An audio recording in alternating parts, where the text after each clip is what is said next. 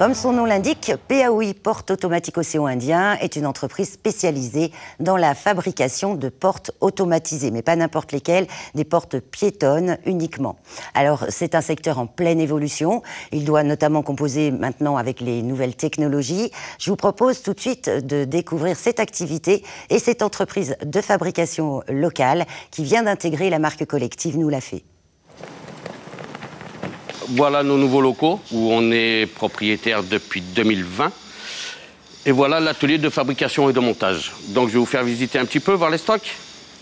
Wilfried Garcia est un chef d'entreprise fier de ses nouveaux locaux. Fini la location, Porte Automatique Océan Indien est maintenant installée dans la nouvelle ZAC Roland-Haro à Pierrefonds. Un bâtiment dont l'espace de stockage ouvre à l'homme d'affaires de nouvelles perspectives. Là, on a notre stock d'aluminium qui paraît important au vu des problèmes de fret qu'on a à l'heure actuelle. On est obligé de doubler nos commandes d'aluminium pour pallier au manque de navires. Alors avant, on faisait du groupage, on faisait à peu près 6 commandes par an. Et maintenant, on fait du container complet où on est à 2 containers complets par an. Et ensuite, on a le petit magasin avec tout ce qui est pièces sensibles, c'est-à-dire les radars, les moteurs, tout ce qui est pièces électroniques. Voilà. Disposer de stock, c'est la garantie pour une entreprise de pouvoir répondre à ses clients dans les meilleurs délais. En délai de fabrication et de pose après signature de devis, on est à peu près à entre 15 jours et 3 semaines. Et là, ces 2 dernières années, dû au Covid, dû aux problèmes de transport, on était plus à un mois et demi de délai quand même. Spécialisée dans la fabrication de portes automatiques piétonnes, l'entreprise propose à ses clients du sur-mesure.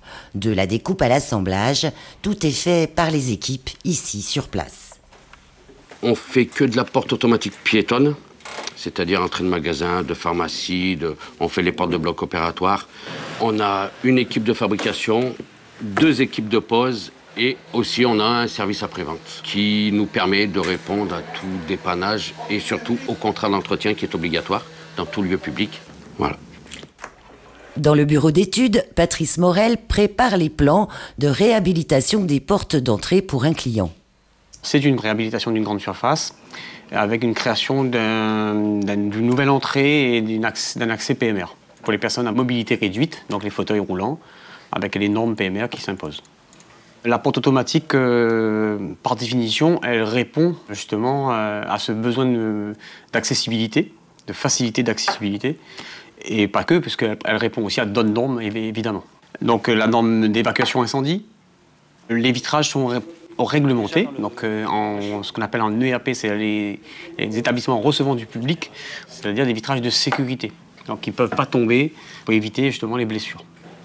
C'est aussi un produit qui est écologique puisque la porte automatique, ça permet aussi d'éviter les expéditions de clim notamment.